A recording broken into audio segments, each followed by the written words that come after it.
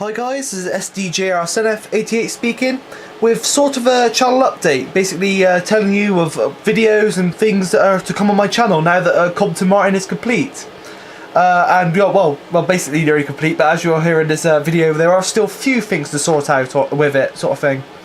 So anyway, let's get into this video with a bit of a rant. As you know, YouTube have recently changed their comment system, and it is a pain in the butt, really. I was going to say something else, but I'm not sure if some of you might not like the word I was going to say, but obviously it's not that bad a word, but there we go.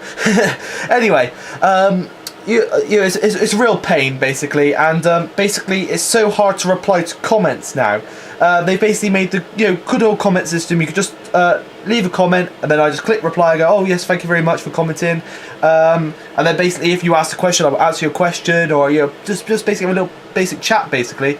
Now the new comment system is sort of the same, but it's more complicated in where you find when someone's commented on your video, and in some cases it's a real pain to reply to people.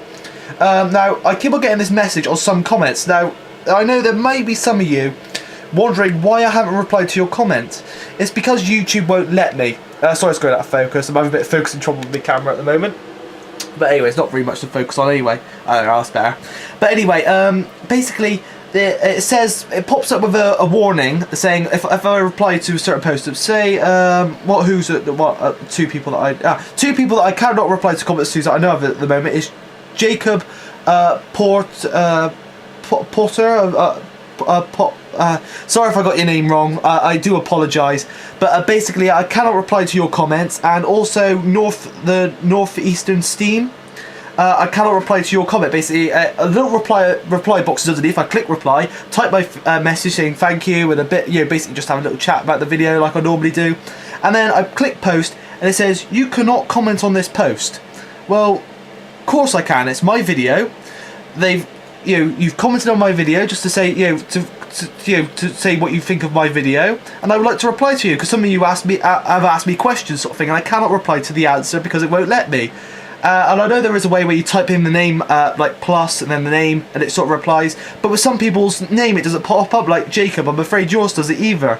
I don't know what it is, but it's not your fault. It's Google's fault for doing this whole new rubbish system. And basically, it's a pain and it's really annoying. And I honestly do not know how I'm going to organise the next Compton Martin Model Railway exhibition. I mean, it's a miracle that it came a week after the exhibition, because I honestly do not know how I would have been able to organise the exhibition in that last important week of the event with this new commenting system. It would have been a real pain and it would have been everywhere. But anyway, that sort of brings us smoothly, well not really smoothly, but onto the Compton Martin Model Railway exhibition. Now, I would like to say thank you to all the exhibitors and all the visitors that turned up. The event was a massive success. My dad was a bit sceptical about the event, saying, oh, don't be too disheartened if no one turns up and stuff like that. But he turned up in the afternoon, and I just watched him walking through that door while I was operating Compton Martin, and I just saw his mouth drop. He was totally blown away. And all the exhibitors, I would like to say thank you, and I want to apologise as well that I didn't get round to filming your layouts as much as I would have liked to and got to chat with you.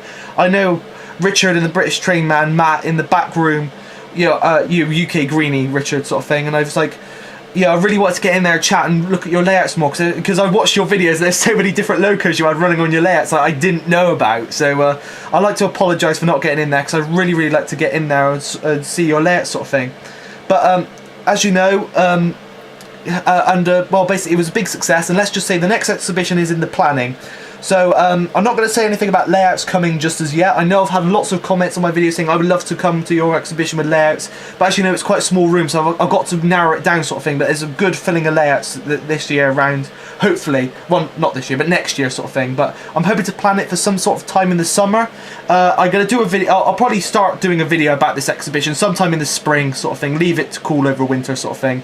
And the lens is steaming up. I am very sorry. It's because of it's really cold up in here, and obviously my hand's very warm, so it's starting to steam up the lens. So I do apologise if everything starts going blurry now.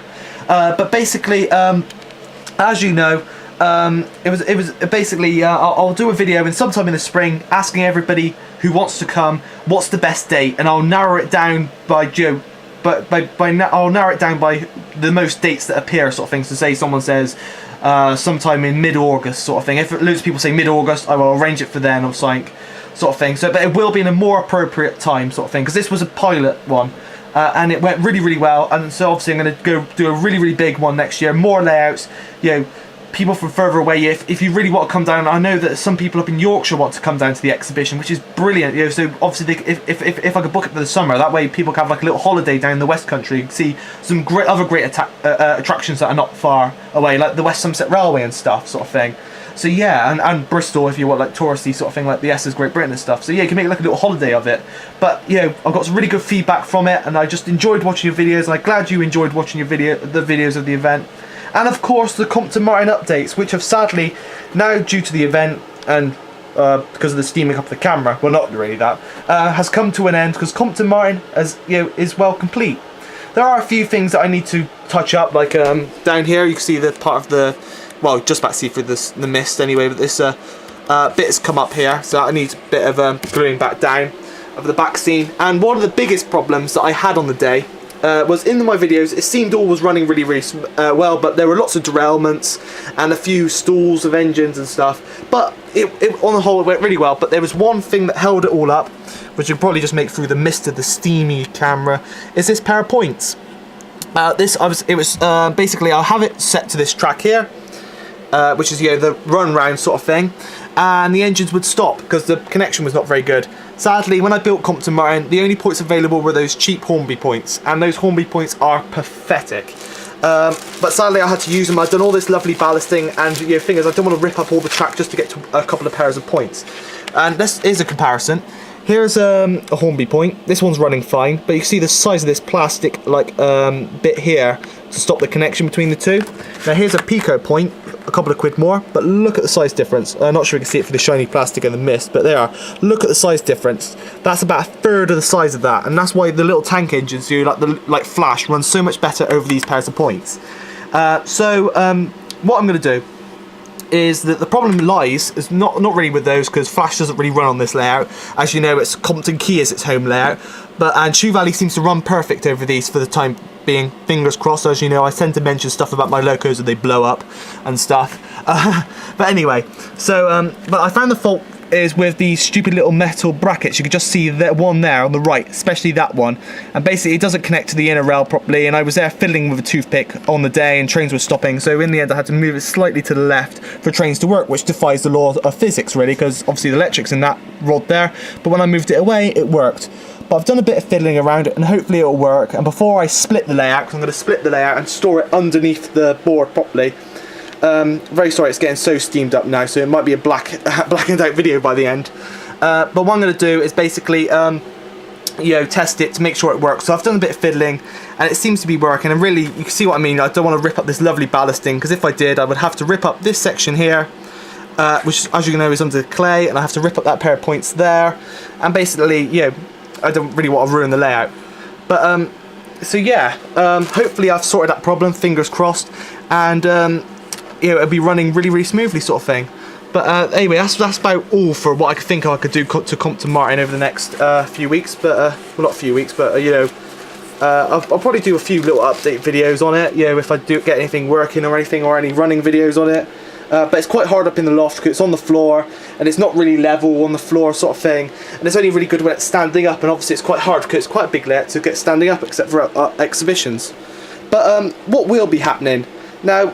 I really enjoyed. I'm going to miss doing these updates because, one, you know, people just love them. I mean, I got like 300 views a week on average, sort of thing, of my Compton Martin updates, and people had like a whole fan base following it, and I just feel so sorry that that you know, it's really come to an end for these like weekly updates, because everybody was like looking forward to it.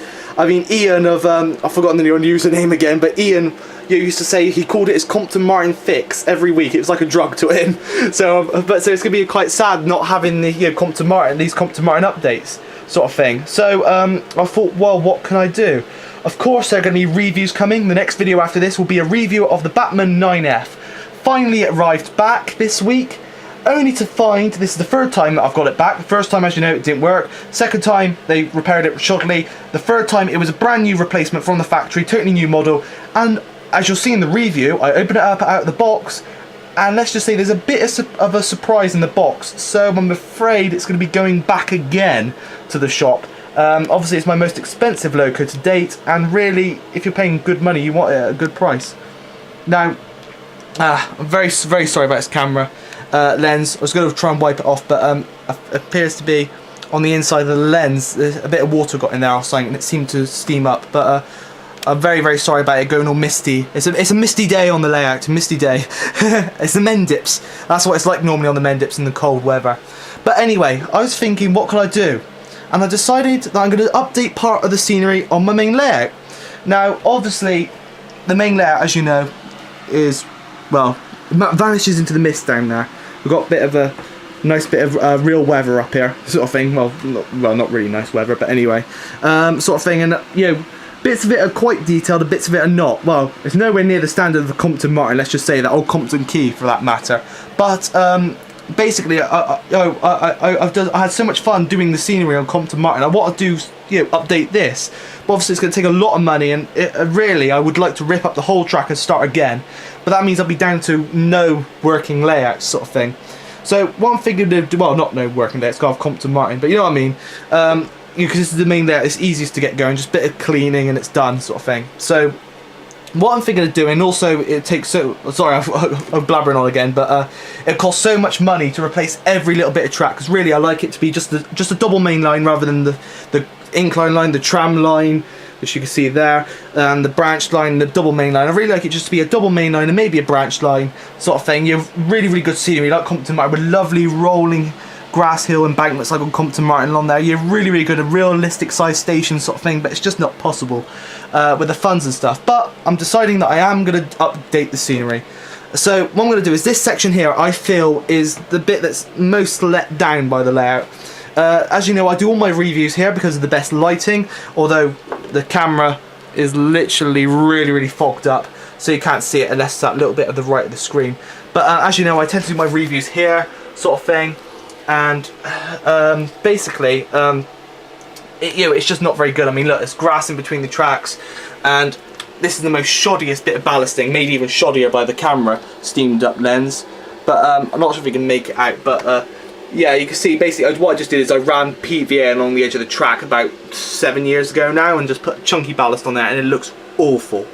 And you know, it's gone over the rails and stuff. So what I'm going to do is, and also this yard here, as you can not see, it's all done with that really chunky ballast. It's loose, it's falling about. You can see the sellotape where it holds down the power clip. So what I'm going to do is I'm going to rip all this up, chisel it all up. I'm going to take out those 2 pairs of points and replace them with these brand new Pico ones. As you know, I've got 2, which I just showed, ish. And basically they'll go there and there, so that way Flash can run, because Flash cannot make a full lap of any of the tracks on here because they're Hornby points again.